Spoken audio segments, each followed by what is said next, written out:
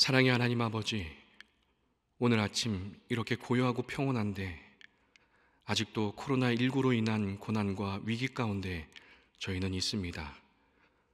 새로운 날이 시작됐지만 어제의 시련과 고통이 여전히 우리를 엄습합니다. 오늘은 또 어떤 소식이 들려올까? 또 무엇이 우리의 마음을 무겁게 할까? 불안하기만 합니다. 하나님 아버지, 속히 코로나19 바이러스의 확산을 멈춰주시고 소멸하여 주시옵소서.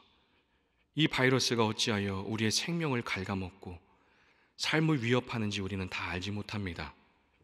그 누군가의 죄악 때문인지, 아니면 청지기로서 창조 세계를 잘 돌보지 못한 인간들에게 보내는 자연의 경고인지, 그것도 아니라면 정말 우리가 알지 못하는 비밀한 섭리 가운데 일어난 일인지 저희는 전혀 알 수 없습니다. 그러나 하나님, 저희는 하나님을 믿고 의지합니다. 그리고 어느 선지자의 간절한 기도를 다시 주님께 올려드립니다. 하나님, 진노 중에라도 긍휼을 잊지 말아 주옵소서. 진노 중에라도 긍휼을 잊지 말아 주시옵소서. 주님의 손에 우리의 생명이 있습니다. 주님, 은총 내려 주시옵소서. 하나님 아버지, 세상의 소란과 난리 중에도 이 아침의 평온함과 고요함이 우리를 위로합니다. 예수님도 새벽 미명을 좋아하셨고 이 평온하고 고요한 시간에 하나님 아버지 앞으로 나아가서 기도하셨습니다. 하나님, 저희도 예수님을 따라 아버지와 함께 이 아침을 맞이합니다. 복잡한 마음을 뒤로하고 기쁨과 행복을 맛봅니다. 모든 것이 멈춘 것 같던 우리의 잠을 깨우시고 침상에서 눈을 뜸과 동시에 주님을 기억하게 하셨습니다. 그리고 이렇게 말씀 앞에 서게 하셨습니다. 하나님 아버지, 이 아침에 주님의 인자한 말씀을 들려 주시옵소서. 주님의 은혜와 생명의 말씀을 듣게 하여 주옵소서. 오늘 하루 저희가 다닐 길을 알게 하시고 머물 곳을 예비하여 주시옵소서. 여호와 이레의 하나님 아버지, 모든 것이 얼어붙은 요즘 생계를 걱정해야 하는 이들이 있습니다. 기업의 그 미래를 걱정해야 하는 이들이 있습니다. 어찌어찌하여 하루를 버티고 다시 한 주를 버티고 한 달을 버텼습니다. 이제는 앞으로 어떻게 생계를 이어가야 할지 막막합니다. 동네의 소상공인부터 대기업까지 이제는 누구도 예외가 되지 않습니다. 하나님, 이 땅의 많은 이들의 어려움을 살펴주시고 속히 이 시간이 지나가게 하여 주옵소서. 모두가 하나가 되어 서로 살펴주며 이 어려움을 극복할 수 있도록 주님 도와주시옵소서. 그러나 하나님 아버지, 우리의 삶의 우선순위가 바뀌지 않길 원합니다. 하나님보다 하나님이 주신 것을 더 사랑하지 않게 되길 원합니다. 우선순위가 뒤바뀐 채 나를 위해 존재하는 하나님을 만들지 않게 하여 주옵소서. 하나님이 허락하신 아름다운 일상도 우상과 쾌락을 쫓느라 망가지는 이런 안타까운 일들이 많이 있습니다. 하나님, 우리의 삶을 지켜 주시옵소서. 우리 생명을 위해서 꼭 필요한 것이 무엇인지, 조금은 부족하지만 감사하며 자족해야 하는 것은 무엇인지 하나님, 분별할 수 있도록 지혜를 허락하여 주시옵소서. 먼저 그의 나라와 의를 구하라고 하셨습니다. 그리하면 모든 것을 더하신다고 하셨습니다. 이 약속이 우리에게 있지만 저희는 믿음이 없고 용기가 없어서 말씀을 따르지 못했습니다. 하나님, 이제는 하나님의 약속을 가슴에 새기고 먼저 하나님의 나라와 의를 위해 우리의 삶의 초점을 맞추게 하여 주옵소서. 그리고 이후에 우리의 삶을 채우시고 더하시는 하나님의 은혜의 풍성함을 따라 이 땅을 살아가게 하여 주옵소서. 지휘의 하나님 아버지, 오늘도 코로나 바이러스로 고통받는 이들이 많이 있습니다. 그들을 위해서 기도합니다. 또 질병의 고통과 삶의 고난 가운데 살아가는 이들을 위해서 기도합니다. 하나님, 언제입니까? 언제 이 질병의 고통에서 벗어나고 삶의 고난에서 벗어나게 되는 것입니까? 하나님, 그날이 오늘이 되길 간절히 바라고 원합니다. 각종 암에서, 장애에서, 치매에서, 모든 질병에서 벗어나게 하여 주옵소서. 사람들이 어찌하지 못하는 질병을 치유하여 주시고 회복시켜 주시옵소서. 또한 이리저리 굽고 휘어있는 우리의 삶을 평탄케 하시고 곧게 하여 주시옵소서. 하나님, 우리의 그 고통, 질병의 모든 근원을 치유하여 주시고 무엇보다 고난 속에서도 우리의 마음이 온전히 지켜지길 원하오니 하나님, 굳건하게 세워 주시옵소서. 오늘 눈 수술을 받는 권사님이 계십니다. 병원에 확진자가 있어 폐쇄되었다가 다시 진료를 시작하는 성도가 있습니다. 이외에도 여러 수술과 일상으로 복귀하는 이들이 있습니다. 주께서 함께 하셔서 건강을 회복하게 하시고 평온한 일상으로 돌아가게 하여 주옵소서. 오늘도 말씀하신 하나님 아버지, 이제 주시는 말씀 앞으로 나아갑니다. 마르지 않는 생명수를 공급받게 되는 이 시간 되게 하시고 결코 부족하지 않은 생명의 떡을 먹는 시간 되게 하여 주옵소서. 그래서 나를 채우시고 내게 능력 주시는 우리 주 안에서 오늘 하루 넉넉히 살아가게 하여 주옵소서. 감사드리며 우리 구주 예수 그리스도의 이름으로 기도드립니다. 아멘. 오늘 우리에게 주시는 하나님의 말씀은 시편 73편 1절에서 28절까지의 말씀입니다. 제가 가진 성경으로 구약 854면에 있습니다. 시편 73편 1절부터 28절까지 한 목소리로 합독하겠습니다. 하나님이 참으로 이스라엘 중 마음이 정결한 자에게 선을 행하시나 나는 거의 넘어질 뻔하였고 나의 걸음이 미끄러질 뻔하였으니 이는 내가 악인의 형통함을 보고 오만한 자를 질투하였음이로다. 그들은 죽을 때에도 고통이 없고 그 힘이 강건하며 사람들이 당하는 고난이 그들에게는 없고 사람들이 당하는 재앙도 그들에게는 없나니 그러므로 교만이 그들의 목걸이요 강포가 그들의 옷이며 살찜으로 그들의 눈이 솟아나며 그들의 소득은 마음의 소원보다 많으며 그들은 능욕하며 악하게 말하며 높은 데서 거만하게 말하며 그들의 입은 하늘에 두고 그들의 혀는 땅에 두루 다니도다. 그러므로 그의 백성이 이리로 돌아와서 잔에 가득한 물을 다 마시며 말하기를 하나님이 어찌하랴 지존자에게 지식이 있으랴 하는도다. 볼지어다 이들은 악인들이라도 항상 평안하고 재물은 더욱 불어나도다. 내가 내 마음을 깨끗하게 하며 내 손을 씻어 무죄하다 한 것이 실로 헛되도다. 나는 종일 재난을 당하며 아침마다 징벌을 받았도다. 내가 만일 스스로 이르기를 내가 그들처럼 말하리라 하였더라면 나는 주의 아들들의 세대에 대하여 악행을 행하였으리이다.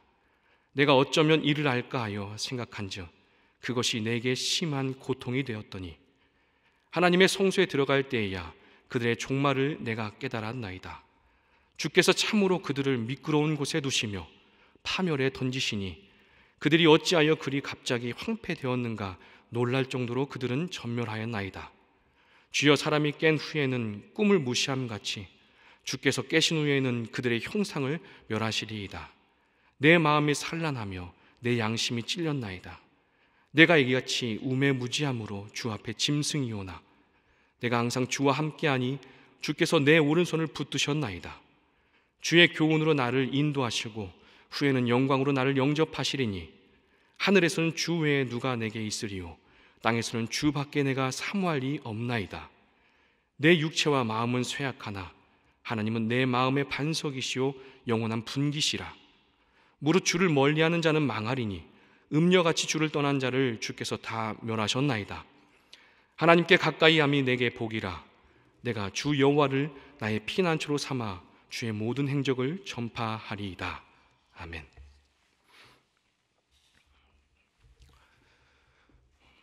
시련과 고난은 누구에게나 찾아옵니다. 신앙인이라고 해서 오던 시련이 비껴가는 것은 아닙니다. 또 예배를 잘 드리고 기도를 많이 한다고 해서 또 성경을 많이 알고 있다고 해서 다가오던 고난을 막을 수 있는 것도 아닙니다. 신앙인에게 있어 시련은 피해가는 것이 아니라 맞서서 관통하는 것입니다.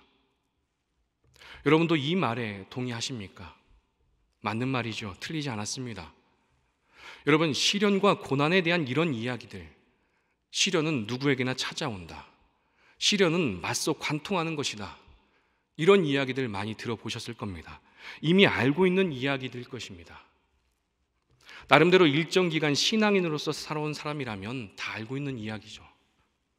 그런데 우리 주변을 보면 마치 시련과 고난이 비껴간 것처럼 보이는 사람들도 있습니다.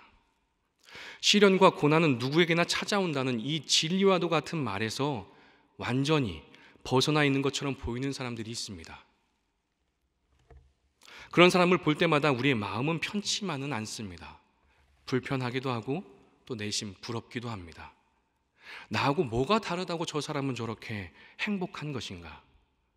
왜 저 사람은 인생에 고난이 없는가? 괜히 속이 쓰립니다. 그런데 만약 이렇게 고난이 비껴간 듯한 그 사람이 악인이라면 우리의 마음은 어떨까요? 누가 봐도 악인이라면, 불법과 죄악을 밥 먹듯이 저지르는 그런 악인이 그렇게 형통함 가운데 있다면 우리의 기분은 어떨까요? 시련은 고사하고 악인이 오히려 더 잘 되고 더 복받고 속된 말로 더 잘 나가는 것을 본다면 우리의 마음은 어떨까요? 그건 바라보는 것 자체가 고통일 겁니다. 지켜보는 것만으로도 나에게 시련이 될 겁니다. 오늘 시편의 말씀이 바로 이와 동일한 상황을 보여주고 있습니다. 오늘 말씀은 악인의 잘됨, 즉 번영으로 받게 되는 시련과 고통에 대한 이야기입니다. 또는 악인의 번영을 바라보는 의인의 고통이라고 해도 좋을 것 같습니다. 먼저 1절에서 2절 말씀을 함께 읽겠습니다. 하나님이 참으로 이스라엘 중 마음이 정결한 자에게 선을 행하시나 나는 거의 넘어질 뻔하였고 나의 걸음이 미끄러질 뻔하였으니. 하나님은 마음이 정결한 자에게 선을 행하신다고 합니다. 이 말을 조금 바꿔본다면 이렇게 말할 수 있습니다. 하나님은 의인의 하나님이다. 맞습니다. 우리 하나님은 의인을 사랑하시고 또 의인을 기뻐하십니다. 그런데 시인은 그런 하나님에게서 이해할 수 없는 것을 발견했다고 합니다. 그것 때문에 넘어질 뻔하기도 했고 또 미끄러질 뻔하기도 했다고 합니다. 무엇이 그렇게 시인의 마음에 걸림돌이 되었는가? 3절부터 12절까지 그 이유가 쭉 열거가 됩니다. 먼저 3절에서 5절 말씀을 함께 읽겠습니다. 이는 내가 악인의 형통함을 보고 오만한 자를 질투하였음이로다. 그들은 죽을 때에도 고통이 없고 그 힘이 강건하며 사람들이 당하는 고난이 그들에게는 없고 사람들이 당하는 재앙도 그들에게는 없나니. 시인이 이해할 수 없었던 것은 악인의 형통함을 그냥 두고 보시는 하나님이었습니다. 왜 하나님은 저런 사람을 그냥 두시는 걸까? 왜 하나님은 저 악인을 잘되게 그냥 놔두시는 것일까? 의인은 이런 하나님에 대해서 조금은 이상하다 생각했습니다. 그 하나님의 모습 때문에 스스로 넘어질 뻔하고 미끄러질 뻔하기도 했습니다. 의인의 하나님이 어떻게 악인을 그냥 두고 보는 걸까? 이해할 수 없었습니다. 형통한 악인을 보면서 시인은 부러워하기까지 합니다. 시인이 본 악인의 모습은 이랬습니다. 먼저 4절입니다. 시인이 볼 때 악인의 말년은 너무 평온했습니다. 죽을 때에도 악인은 고통이 없었고 너무 평안했습니다. 저는 이 부분을 읽으면서 갑자기 모세가 생각났습니다. 신명기의 기록을 보면 모세가 죽을 때에 여전히 그의 눈이 흐리지 않았고 기력이 쇠하지 않았다고 합니다. 모세의 죽음처럼 악인도 죽음을 앞두고도 힘이 약해지지 않았다는 겁니다. 이 말은 악인은 끝까지 보기가 좋았다는 말이 될 것입니다. 그의 모습이 마지막까지 추해 보이지 않았다는 것이죠. 또 5절을 보면 악인은 고난도 재앙도 없다고 합니다. 인생이면 누구나 겪어야 하는 고난이나 재앙이 아무리 봐도 그들에게는 없었다는 겁니다. 이것은 무슨 뜻입니까? 인생에 장애물이 없었다는 뜻입니다. 여러분, 죽음을 앞두고도 여전히 힘이 남아 있습니다. 인생에 장애물도 없었습니다. 고난도 없었습니다. 이런 사람의 삶의 모습은 어땠을까요? 여러분도 짐작하실 수 있습니다. 한마디로 기고만장했겠죠. 거침이 없었을 겁니다. 그게 바로 6절입니다. 그러므로 교만이 그들의 목걸이요 강포가 그들의 옷이며. 악인들은 목에 힘을 주고 다녔습니다. 당연합니다. 사람은 무엇인가 고통이 있고 장애물이 있을 때 자신의 삶을 돌아보게 됩니다. 그런데 그런 것도 없고 악을 행하고도 잘 되고 잘 나가니까 악인들은 악을 부끄러워하지도 않았습니다. 더 열심히 악인으로 살았던 겁니다. 악인의 교만한 모습이 9절에 잘 나타나 있습니다. 9절을 같이 한번 읽어보겠습니다. 그들의 입은 하늘에 두고 그들의 혀는 땅에 두루 다니도다. 입을 하늘에 둔다. 혀가 땅에 두루 다닌다. 무슨 뜻입니까? 하늘 무서운 줄 모르고 땅 무서운 줄 모른다는 뜻입니다. 악인은 무서운 게 없었습니다. 악인의 교만함, 그 모습이 어디까지 달했는가? 하나님을 조롱하기까지 합니다. 교만의 절정입니다. 11절을 보니까 악인들이 이렇게까지 조롱했습니다. 하나님이 어찌하랴 지존자에게 지식이 있으리 하는도다. 여러분, 언제나 선이라는 것이 있습니다. 이렇게 저렇게 다 해도 절대 넘어서는 안 되는 선이 있습니다. 인간에게 있어 그 선은 하나님입니다. 그런데 악인은 절대 넘지 말아야 할 그 선까지 넘고 말았습니다. 그렇다면 결과는 뻔하지요. 당장 악인들은 벌을 받고 소멸되어야 마땅한 겁니다. 그런데 시인이 지켜봤는데 그렇지 않았다는 겁니다. 선을 넘었음에도 불구하고 여전히 악인들은 건재했습니다. 그런 악인들을 보면서 시인은 볼멘 소리를 합니다. 악인들은 늘 평안하다. 참 잘도 사는구나. 그렇게 볼멘 소리를 합니다. 그것이 12절입니다. 우리 주변에도 이런 일들이 종종 일어납니다. 예를 들면 이런 겁니다. 나에게 사기를 쳐서 돈과 재물을 강탈한 사기꾼이 있습니다. 그렇다면 그 사기꾼은 당연히 벌을 받아야죠. 당연히 벌을 받을 것이라 생각했습니다. 그런데 그가 벌을 받기는커녕 그 돈으로 보란듯이 더 잘 사는 겁니다. 또 음주운전 차량에 내가 치이거나 내 가족이 치여서 평생 장애를 갖고 고통 속에 살아가는데 음주운전자는 반성하기는커녕 그 뒤로도 계속해서 음주운전을 해갑니다. 그리고 단속이 될 때마다 돈과 인맥을 써서 법망을 피해갑니다. 이런 일은 직장에서도 있습니다. 밤잠 안 자고 식사도 거르지 않고 계약을 성사시키고 큰 성과를 냈는데 그 모든 영광을 얄미운 직장 상사가 가로채가는 것입니다. 그리고 그 상사는 항상 그런 식으로 승진하며 회사에서 승승장구합니다. 우리 가정에서도 이런 일이 일어날 수 있습니다. 우리 아이가 학교 폭력과 따돌림으로 치료를 받고 피눈물을 흘리면서 그렇게 살아가는데 가해 학생은 너무나도 좋은 학교에 들어가고 너무나도 행복하게 지내는 겁니다. 우리는 이런 상황을 어떻게 설명할 수 있을까요? 어떻게 받아들일 수 있을까요? 절망할 수밖에 없었습니다. 절망할 수밖에 없을 겁니다. 시인도 같은 마음이었습니다. 시인은 오늘 73편에서 첫 번째 작은 결론을 내립니다. 저는 시인의 이 결론을 작은 결론이라고 하고 싶습니다.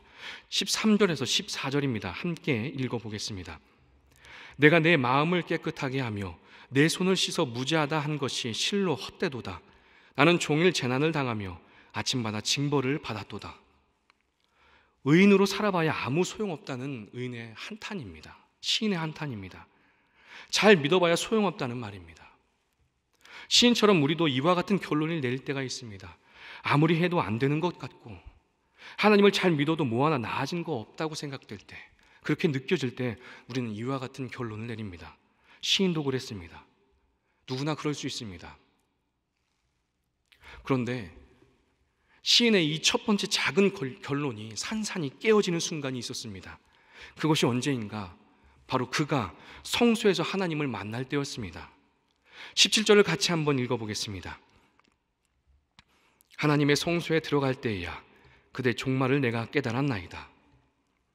시인은 하나님을 만나는 순간 자기의 생각이 완전히 무너지는 것을 경험합니다. 여러분, 우리의 생각을 스스로 깨트리는 것은 참으로 어렵습니다. 하지만 하나님을 만나면, 하나님의 임재를 경험하면 그 순간 우리의 생각은 산산이 깨어지게 됩니다. 편견이 깨어지고 고집과 아집이 깨어집니다. 왜 그렇게 될 수 있습니까? 왜 어떻게 그럴 수 있습니까? 온 세상이 악인의 세상인 것 같고 그들의 놀이터처럼 보이지만 창조주 하나님을 만나게 되면, 또 만왕의 왕이신 하나님을 경험하게 되면 이 세상이 누구의 손에 있는지를 분명하게 깨닫게 되기 때문입니다. 아무리 커 보이던 것도 하나님 앞에서는 너무나 작은 것, 보잘것없는 것이 되는 것입니다. 시인 역시 하나님을 만난 후에 악인을 보는 전혀 다른 눈을 갖게 됩니다. 지금은 너희 악인들이 잘 나가는 것 같지만 너희가 서 있는 곳은 미끄러운 곳이고 이제 곧 너희들은 넘어질 것이다. 너희 악인들이 지금은 높은 곳에 있지만 결국 떨어지는 높이만 더할 것이다. 너희 악인의 형통함은 잠깐 꿈일 뿐이다. 시인은 이렇게 악인을 바라보는 눈이 달라집니다. 또 이것을 깨닫게 되자 이번에는 자신이 악인보다 형통한 이유에 대해서 고백하게 됩니다.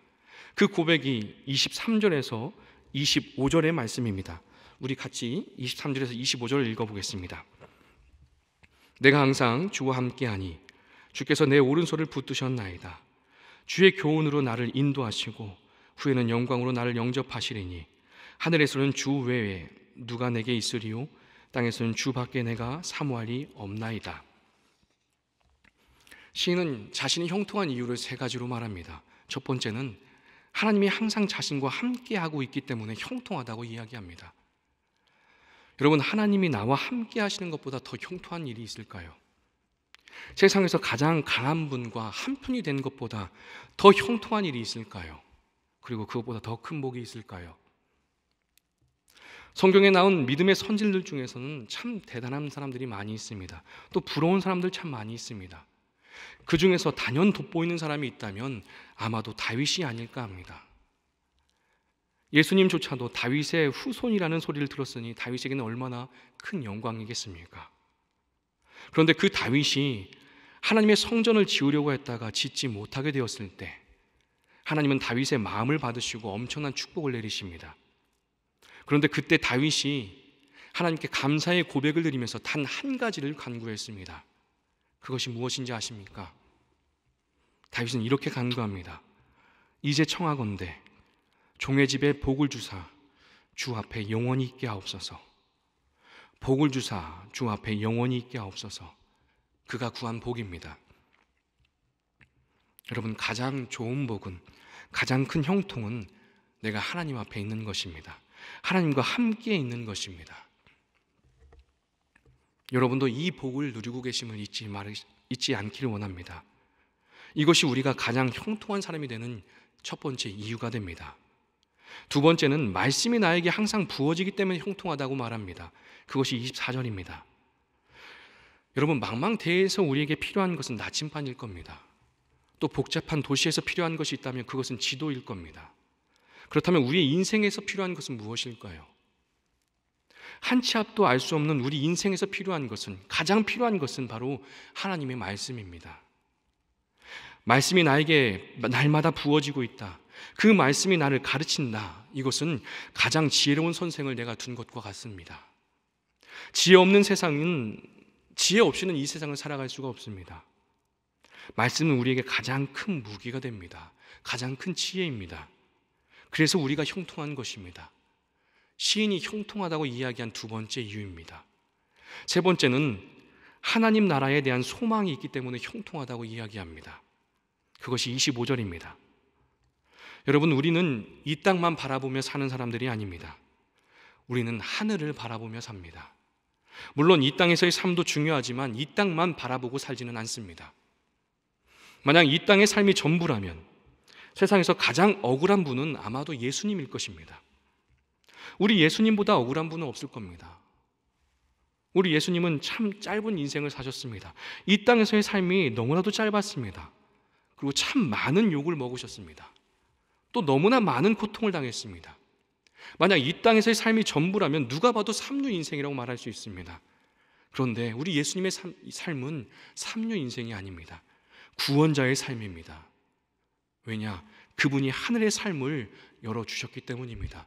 우리를 구원해 주시고 하늘 소망을 갖게 하셨기 때문입니다. 그래서 우리가 그분의 그 길을 따라가고 있는 겁니다. 우리가 형통한 이유는 하늘 소망을 가지고 있기 때문입니다.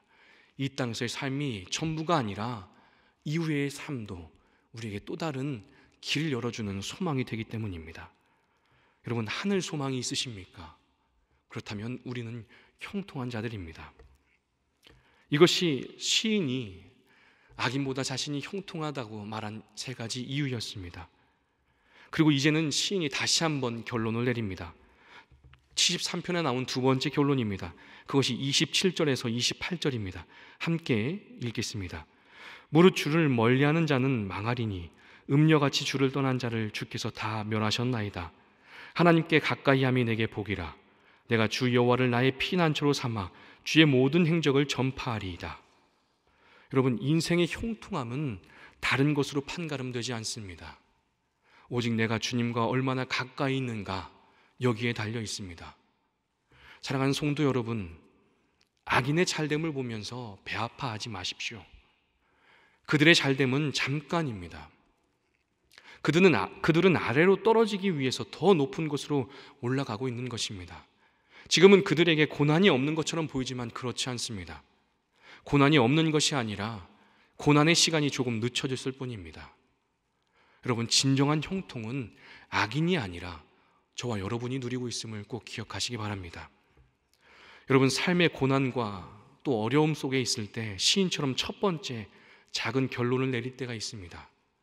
하나님을 믿어도 아무 소용이 없다. 의인으로 살아봐야 아무 소용이 없다. 이렇게 느껴질 때가 있습니다. 그러나 그때마다 다시 한번 하나님의 말씀을 찾으시기 원합니다. 하나님의 임재를 구하시길 원합니다. 다시 한번 하나님을 경험할 수 있게 되길 원합니다. 그렇게 될 때 우리는 그 작은 결론을 넘어서 두 번째 큰 결론에 이르게 될 것입니다. 하나님께 가까이함이 내게 복이라. 이 고백이 여러분 가운데 다시 한번 살아나게 될 것입니다. 마지막으로 고린도후서 4장 16절에서 18절의 말씀을 제가 읽고 말씀을 마치겠습니다. 그러므로 우리가 낙심하지 아니하노니 우리의 겉사람은 낡아지나 우리의 속사람은 날로 새로워지도다. 우리가 잠시 받는 환난에 경한 것이 지극히 크고 영원한 영광에 중한 것을 우리에게 이르게 함이니 우리가 주목하는 것은 보이는 것이 아니요 보이지 않는 것이니 보이는 것은 잠깐이요 보이지 않는 것은 영원함이라. 아멘. 함께 기도하겠습니다. 하늘에 계신 우리 아버지, 아버지의 이름을 거룩하게 하시며 아버지의 나라가 오게 하시며 아버지의 뜻이 하늘에서와 같이 땅에서도 이루어지게 하소서. 오늘 우리에게 일용할 양식을 주시고 우리가 우리에게 잘못한 사람을 용서하여 준 것 같이 우리 죄를 용서하여 주시고 우리를 시험에 빠지지 않게 하시고 악에서 구하소서. 나라와 권능과 영광이 영원히 아버지의 것입니다. 아멘.